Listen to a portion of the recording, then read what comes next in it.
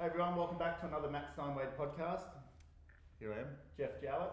Hello Matt, how are you? No introduction. G'day folks, great to be here, lots to talk about today. We've got the biggest microphone in the world. Massive, makes you look small. And because I just want to make sure I get the sound right. So let's get straight into this thing. Sure. A bit by popular demand because you were received extremely well on your last podcast. Absolutely. In that terrible place we were. The horse stables, The he horse loves stables, it. the worst. All the ponies, your Yeah. biggest fears realised. Yeah, terrible. They're still talking about it at the stable. When's your mate coming back? He loved it. Never.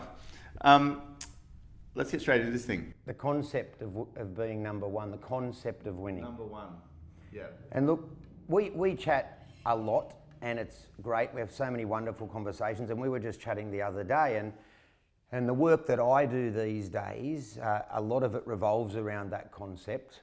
And again, last week, congratulations by the way, Australia's number one agent, McGrath, 3 years in a row. And it just dawned, I went, like, here's a guy, this isn't theory, you're doing it, not once, not twice, 3 times. And that's amazing. But I thought it'd be great to dig into that a little bit because there's so many people out there, myself included for a very long time, where I thought, when I get to number one or then I'm good. Then it's all good. And here's a bloke who's not there, again, 3 years in a row. And I think it's important to just unpack that a little bit so that people can understand that's not the panacea. Well, it's funny that you say this, and we haven't really spoke about this podcast too much. Just the other day, we just touched on some things. But I have to say, for the first time, it's quite meaningless to me. Wow. And I don't know why, but I'm sort of like, okay, what's going to drive me now? And it's not about driving me somewhere else, but it's that the reason I got there in the first place was I was quite driven by the purpose of doing a great job. Yeah. And then that would almost turn into being number one. Yeah. So what you just said then, that's so good, because being number one is a byproduct, and I'm cutting to the chase for everybody here based on what you said. Like, that's awesome. If you get to number one by doing that, great. But most people don't. Yeah. So I'll just Why is it most people don't? I'll tell you, because I was most people. Right. So I was a scared little boy. I didn't feel like I was enough. I felt less than. I wasn't I wasn't great at stuff at school. I was average, right? So when I started business, I wanted to be someone. I wanted to be seen. I wanted status. I wanted to feel like a winner. So I wanted the external validation for me to feel like a winner internally. So I attacked business, Vision Personal Training. And here's what happened. We built this business. It was massive. I was Australian Personal Trainer of the Year. Biggest PT studio in the country, like winner, nothing. Got out of that because it wasn't enough, went and did body trim. Same thing, started this weight loss thing. Within a couple of years, it was the biggest weight loss brand in Australia for a period of time. And what did I do then? I looked at America and I went, we're shit compared to them. If you're driven by being number one out of fear and status and ego, you're never gonna feel enough. You might be, as soon as you're number one in the office, you want to be the state, you want to be the country, you want to be the world. It's the wrong driver and it's fear-based, you see. So you got to number one out of purpose and contribution, and I want to be really good at my job, and great. And the byproduct was you got to number one. But most people don't. You see, I think most people, and I speak to lots of my mates in business, and the thing that still drives them is fear. Fear of loss, fear of failure. Now, they might be successful on the balance sheet, but that's a terrible way to live your life. So how do people, let's wind it back a little bit, and how do people, let's say they've been in a couple of years, whatever career, they want to be great. So I think when people are driven by that number, I have to admit, in the beginning I was, like a little bit, like I'd like to be number one, and I was a bit driven by that, but it's like you say, you get there and there's not much there. It's just like the next day, it's like Christmas. Like you get this build up to Christmas, and then the Christmas comes, by 10:30 in the morning, all the presents are open, and it's like, what now? Just hang out, eat food, and go to sleep. And it's outcome.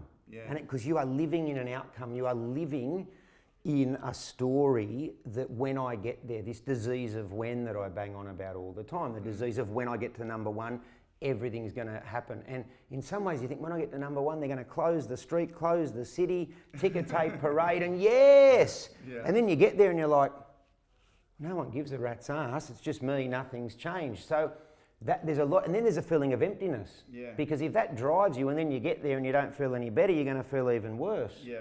So the words that get thrown around these days are purpose and contribution and service, but they're important, and it's the daily actions and it's why we do things. And so you're a great example. 6 kids, Yeah. right? Here's why being number one's good, because you've got to pay the bills. Yeah. So by the way, everyone, I want everyone to make a shitload of money, and so do I. But I don't want it for stuff. I want an animal rescue farm and 50 horses and save horses, and I've got different reasons now. And back in the day, but I need money to do that. It's not going to fall out of the sky. So we've got to strive, but coming from the right place, and that's love, not fear. And for me, it's abundance, not lack. So if I wake up today and I go, this is shit, I live in a 1-bedroom apartment, blah, blah, blah, blah, blah, blah. Like energetically, nothing good's happening. But I had a gift of desperation because everything was taken from me, pain and desperation. So for me, I don't need much to feel like I've got everything these days. And that's really, really true. I had all the flash stuff. I never felt successful. Now I don't and I feel great. That came out of desperation and pain. But if you can get to a place where I am enough, I have enough, it's perfect now, and you can be grateful for where you are and present. For all real estate agents and anyone listening to this, if you're present, every single person you come across in your life is going to be like, wow, because you are there. But so few people are ever there. They're there, then they're there. There, you've lost them. So what happens what's the formula for a young person getting into an industry, wants to be great, wants wealth and all this sort of stuff down the track? How should they go about it? Great. So they've got to really ask themselves some important questions. And one of those is, begin with the end in mind. Like, what does success look like for you? And then why? Why? And the more you ask yourself why, you get to the truth. And you've generally got to ask yourself a few times.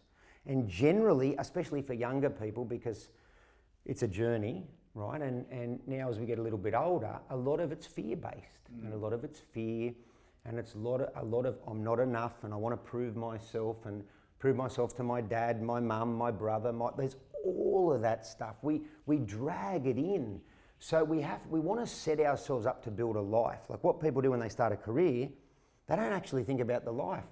They just think about, I want to build a massive business. Cool, but why? And it's great to be of service and all of that for all your clients, but what about your life? Like what can that do for you and your life and your family and your kids? And you've got to think about all of that as well. Otherwise you get 10, 15, 20 years down the track and you're working 7 days a week and you've got everything, but you're depressed. And that's common. Is that why movie stars and celebrities and all this sort of stuff, like it sort of doesn't make sense because they seem to have this life, but they're either in rehab, killing themselves or trying, or divorcing, and it's just like this never-ending negative. So here's the thing.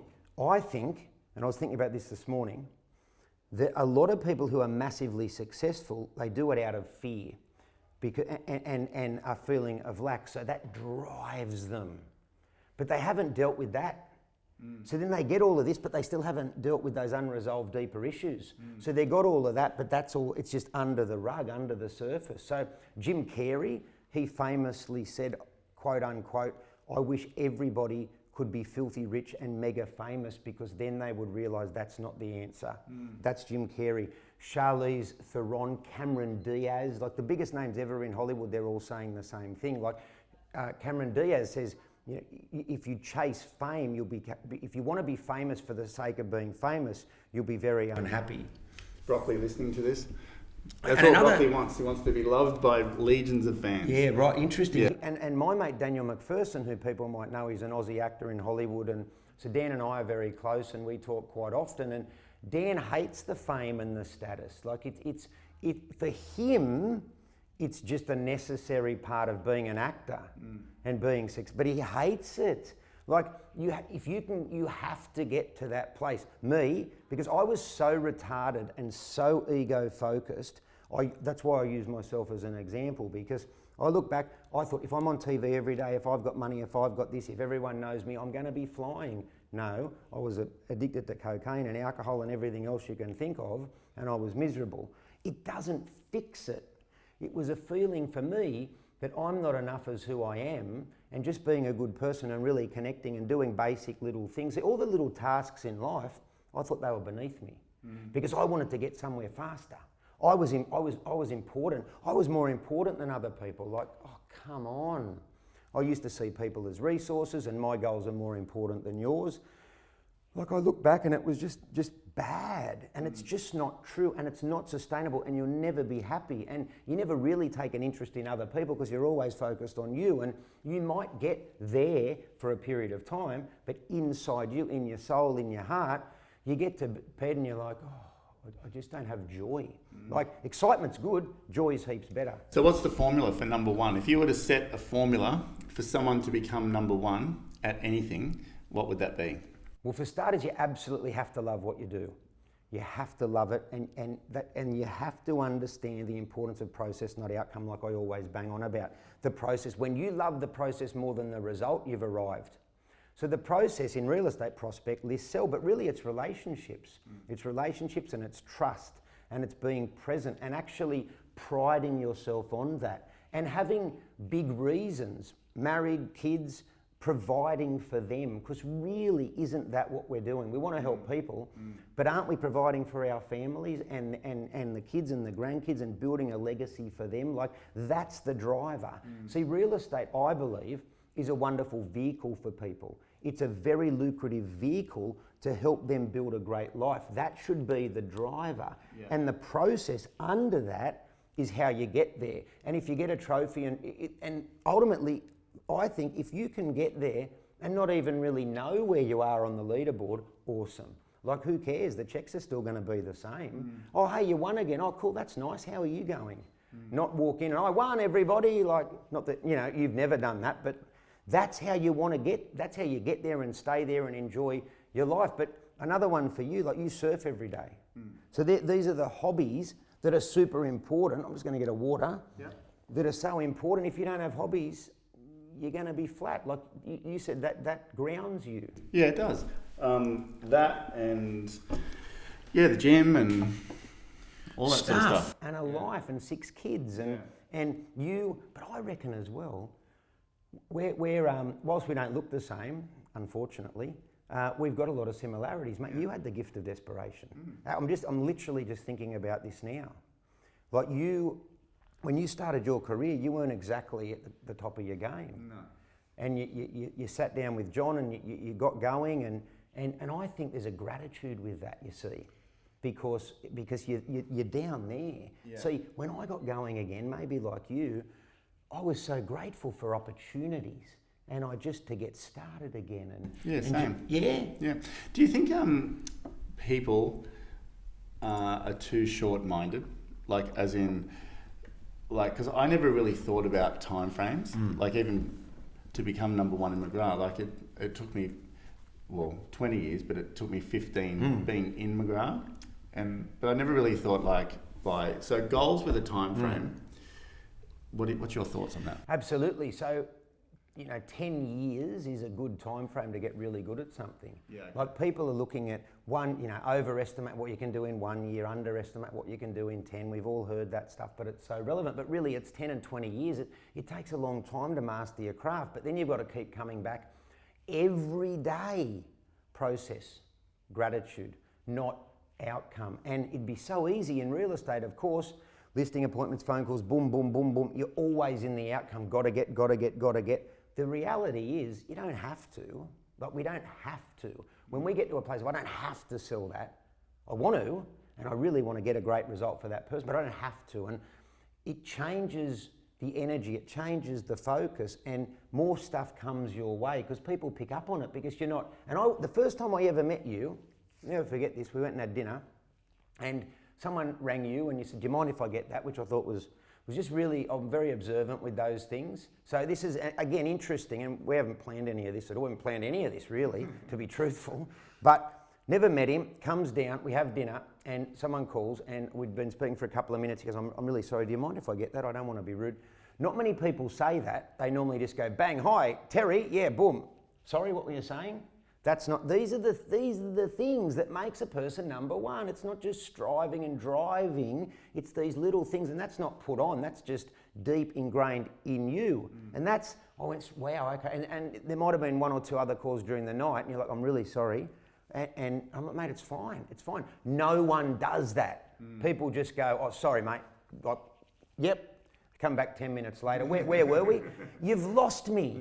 You've lost me in your importance, because deep down inside, that person thinks they're better than me. They're better than the other person. They think their time is more important. You're gone. You're gone. So true. For this guy, number one 3 times, and these are the little things, but the untrained eye does not see them. You know what the untrained eye wants? They want the secrets. They want the blueprint. They want this bullshit thing, that the formula. Well, we're human. So here's the radical concept. If you're a good human and you actually care about other humans, they notice. And if you do that every single day, not to get more, that doesn't work, but you do it because you want to, because it actually makes you feel better, people pick up on that and they believe you, and you go like this. What's your thoughts on, Yasmin and I were talking about on the way down, Grant Cardone, 10X, jets, Ferraris, almost like you're inferior if you don't have one. I'm so glad you brought that up. So I've got a bunch of thoughts on that. So one, look, 10 years ago I would have loved it. Now, without being disrespectful in any way, I just couldn't think of anything worse for a few reasons. It's a bit of a false economy. Like, we don't really know what's going on behind closed doors. So we don't know. And that's why I've got issues with a lot of the multi-level marketing. It's like, come and join us and be a millionaire. Well, you probably won't, but hey, I'm just going to go and do that, right? So there's a bit of that. But also, for me, like, if I ever kicked a big goal financially again, I'd have a car better than the Hyundai gets, but it wouldn't be a $200,000 car because... Sorry to jump in. Yasmin and I were talking about this exact thing. If I was a billionaire, I'd be driving a Land Cruiser. Yes, that's right. You see, but here's the thing. You are very comfortable in who you are, and you cannot learn that. You have to feel it, and it's a growth thing, and it normally comes out of pain. You know, from homeless to number one, there's a tip. You've got to struggle, but most people, what do they do when they struggle? They whinge. It's not fair. It's not this.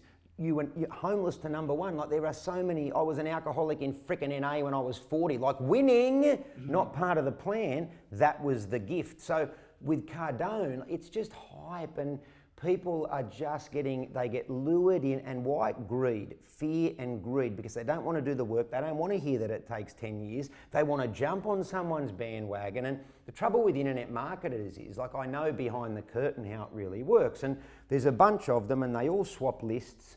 In San Diego, they list swap. They're internet marketers. There's like an inner circle, and that's how they've all built their empires. And it looks like this mega glamorous thing, but it's not. There's so much more to it. People get caught up in it. They invest their life savings, for God's sake, and there's a really good chance that it's not going to go anywhere. And furthermore, to 10x anything is a mistake. And let's dig into that, because the thing about that is, and this is where, and that's, it's borderline at his end. It's not only misleading, but it's dangerous, because I have 10x things before. You know what happens? You need systems and processes, infrastructure, platform stability. Like, even to 2x a business, everything has to change. You can't double a business, let alone 10 times it, and just keep the same people, processes. You can't. It's like a snake shedding its skin. So startups, everyone, Fast 100 BRW, where are they in 5 years? 90% of them are gone. It doesn't frickin' work. Like, I was one of those guys. And you get caught up in more, faster. Look at me. I want to be in the young rich list and all the rubbish. Most of the blokes in the young rich list, like, you've got to understand that what we see is not real. So Young Rich list, I could have done that at Body Trim on paper, because Body Trim turned over 40 plus million, I was 32, Young Rich. Well, that's turnover. I'm pretty sure that's not going in my pocket. Like, it's not real. It's not real. We are living in it's like the Matrix. It's not bloody real what we're seeing out there. And people, they get started in business, and of course they get excited and they've got dreams, and then they go and follow that person, but they've got to be really careful. And me at 42, to 10x anything is a disaster waiting to happen. It will crumble, and probably you'll have a nervous breakdown. You cannot keep up with that growth. It's not sustainable. And if you don't break down, you'll have a drinking or a drugging problem, because our brains just can't handle going from 0 to 300 like that. So if someone's watching this or listening and they are going through a very difficult time in their life, I'm talking difficult. Sure. Okay. Is that the best thing ever? Or is it something they need to, some people just can't see a way out of it. They get a bit like depressed, and like for me, absolutely. I think those times that you refer to and other people do, they were the worst, but they're probably the best looking back. Well, what's your advice to those people? Well, the struggle's the gift, and I look back at my life, and as I've said before, the wins and the losses, we were there for all of them. It's easy to blame others and be a victim, and we get in comparison, and we tell ourselves a story where we need to be at 30, 40, 50. Disaster. I know people who, I've got to be married by 30. I hear that a lot of younger women. Yasmin's laughing behind the camera there. I hope that's not your plan. We'll interview you next, but have plenty of time. But so I've got to be married by this, I've got to have kids by this. Well, do you? Because I would have thought it'd be more important probably to meet the right person than a timeline on that. And good work. Yeah. So these sorts of things, but most people do this, and then they get later in life. I haven't done it yet. Shit, you'll do. Hey, what's your name again? Fred, we're getting married, bang, like disaster. I'm being a bit silly, but that stuff happens. And for me, when the wheels fell off a couple of times, because I didn't take the lessons early on, mate, I had to mess it up 2 or 3 times. It wasn't enough. I went bust at 30 and then 40 again. Like, how much of a genius am I? So I think they are lessons, and if we don't take them, we're never going to be happy. Now I look at my life, I've got great people all around me each and every day. Here's something for everybody. I never thought I'd be happy. This is a bit sad. I never thought I'd be happy, because whatever I did, it wasn't enough. Wherever I was, it was never enough. And I remember even at Mykonos and all the joints, like you get the best cabana, and then some other bloke's got one over there that's even better, and then I'm comparing myself straight away, right? That was me, wanker. Right? And I was just empty. And I honestly, if I didn't end up in freaking Narcotics Anonymous with a bunch of jailbirds, and like at 40, and at that point I'm like, oh my God. But that was when the gifts, like my 2 little dogs saved my life. I've said that before. My dogs, my horses, like these beautiful things in my life. I've got a normal life, right? But I never had a normal life. I wanted more and more and more.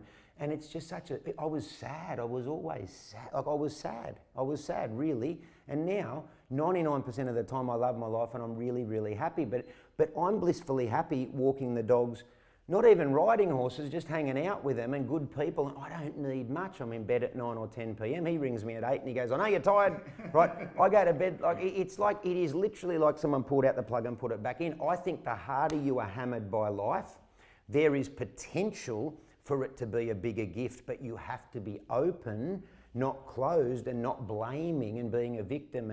And how come it happened to me and not you? I'm lucky it all happened. And friends in my life that it hasn't happened to, and they've still got big businesses, they're not happy. I'm not saying don't have a big business, but unless you address all of this stuff and you can get to a place where you actually feel like you're enough, and we've said this before as well, like I look at my stuff now, my life and my work, and it's unfolding beautifully, but I don't have a timeline, and I take it as it comes. And I was with Charles Tarby not long ago, Century 21, we flew back together, and he said, so what's next for Geoff?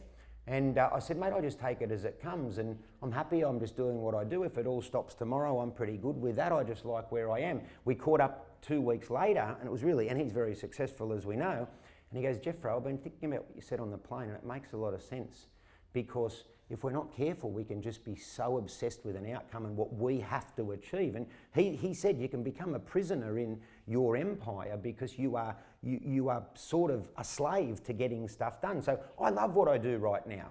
And I'm sure I'll do it for a bit longer, and I love helping people, but I don't have to be anywhere, by a certain time. There's a freedom and a peace to that. So for me, I was unhappy, I was sad, I was borderline depressed, I was always anxious. Now I've got no anxiety, I'm grateful, like I feel joy. Like, mate, I get emotional thinking about it because I just know how freaking hard it was. And like people watching this now, it's a dark place. But the thing is, we've got to change what we think's going to be the medicine, because the medicine isn't more. You can have all the other stuff that you want if you don't need it. So, just so I got it right, Yep. I know what people are thinking here a little bit. Should they still be driven by something? Absolutely. Yeah, Absolutely. But not attached to it at all costs, or is it just like a place that they're like a holiday destination where they're like, I'd like to go there? Yeah, and if there's a traffic jam on the freeway, it's going to take a bit longer, or you might take another road. Like, you don't blow a valve if the GPS says, oh, there's a crash on the Mooney Bridge. You just go the other way, right? So I teach goal, deadline, plan, detach. And this is the key. Goal, deadline, cool. What's your goal? What's the deadline? You've got to have a sense of urgency, otherwise you don't do anything. You don't just rub your belly button and go, hey, I'm going to manifest it. Like, I'm not levitating on a carpet here. I'm a realist. Goal, deadline, process, detach from outcome. So what we don't do is we don't detach. And in elite sports, this is a thing, with Logan, budding surfer, a lot of my golf pro mates, like, they get attached to the result. What do? Overwhelm. I was going to say, where does anxiety come from? It comes from being in your head attached to an outcome. Depression comes from living in the past and comparison, I believe. And anxiety comes from living in the future and where I have to be and what might happen and what not. Be here now. The biggest thing I can teach people is intense presence, because right here, right now, the reality is there's 3 humans in a boardroom, we're having a chat. There's nothing else. Everything else is a story in our mind. Right now it exists in the world, but it's not here right now. But most people would not be here right now. They're here in body, but not in mind. They're not in spirit. They're not present. So they're anxious because the wheels are turning too much. If they can learn to slow it down. Now, if I can learn that, let me give you the red hot tip. Anyone can learn that, because I was just off the Richter scale. And one more thing on that, like with meditation, people do a lot of meditation. If you've got pets, dogs, cats, whatever, this is the magic. So my little dogs, William and Harry, little Pomeranians. So what I often do in the morning, I take them for a walk and then I sit on the couch and they come and sit next to me. And it's just so beautiful what animals can do for you. Like they'll come and sit with me. And it's their energy. Like we humans, we think we're better than everyone. We're not. It's shit.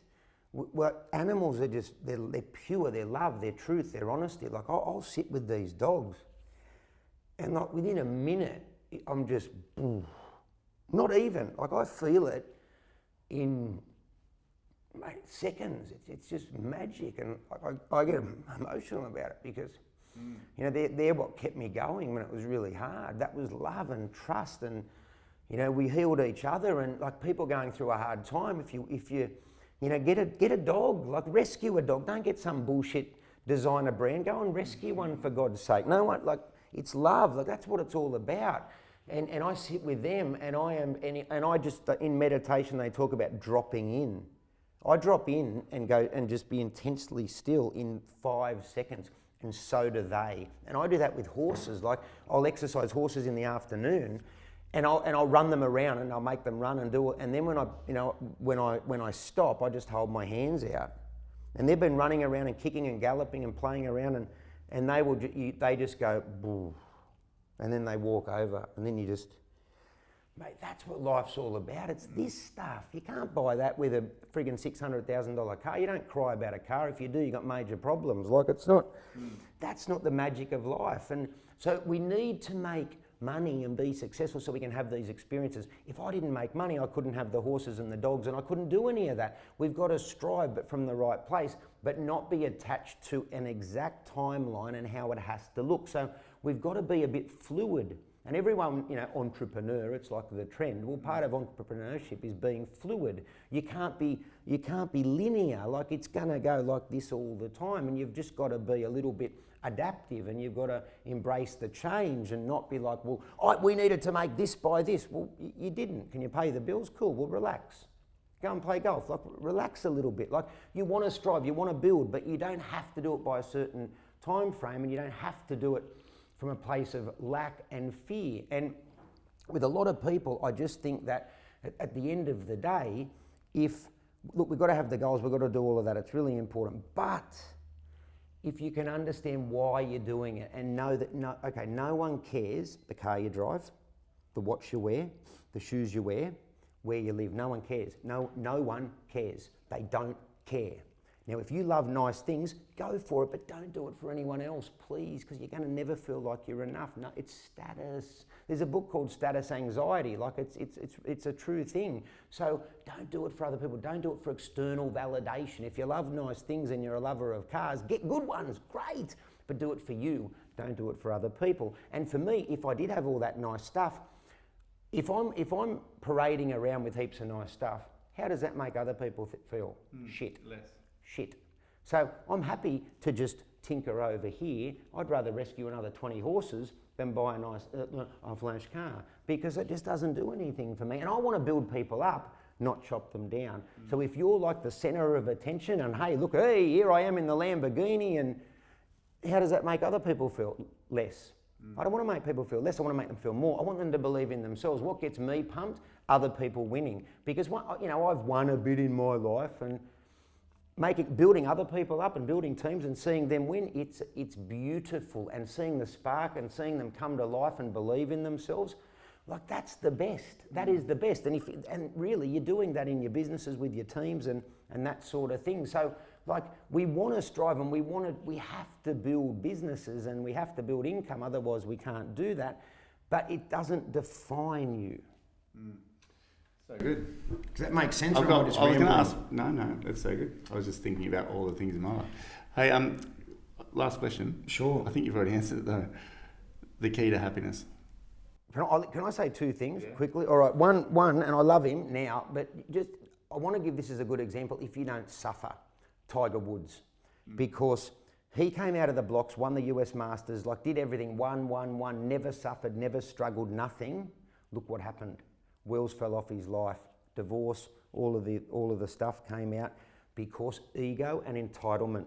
You will always be entitled. You think you can do anything if you've never struggled, but when you have felt real pain and when you really start to realise that you know better than anybody else and the same rules apply. So if you've had that run, that is what generally happens. It happened to me on a small scale, it happened to him on a massive scale. So that's important. And you said, what's the key to happiness?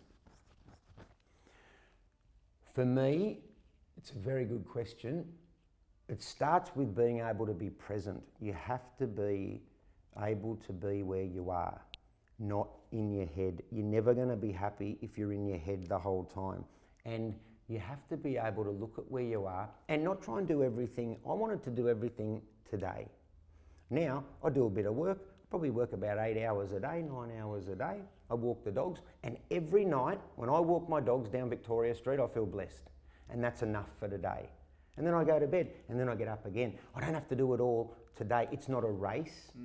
I'm not... So is that about balancing your expectation and ability? Like... I think... You know what I mean? I really think happiness is when you've got nothing to prove to yourself or anyone else. It's happiness and freedom. So I want to do good work, I want to serve, I want to contribute, but I'm not doing it to prove myself. I'm really not. And I'm not doing it to prove myself to me, because when you live your truth, you know you're a good person. You know you're coming from the right place. You don't need external validation, and there's a happiness to that, there's a peace to that. And I believe over 10, 20 years, you see, you'll get this. And the concept of number one, it will happen, but you won't even think about it. It'll just come in. It'll come like 15, 20 years. Number one, 3 years in a row. It just happened. You're like, oh, did we get that again? Cool. Now, I'm not being dismissive, but it happens. as a byproduct. And the result, the money, the success, it's a byproduct of learning to live this way and taking time in your community and coaching your kids at sports and doing these things and making time for that. Then over 5, 10, 20 years, you'll be there. But if your goal is to be number one in 5 years, it's the wrong goal. So good. Thanks. Thanks, guys. I hope that was, sorry for the waterworks, but yeah, very. That was very good. Best one ever. Thank you. Thanks, guys.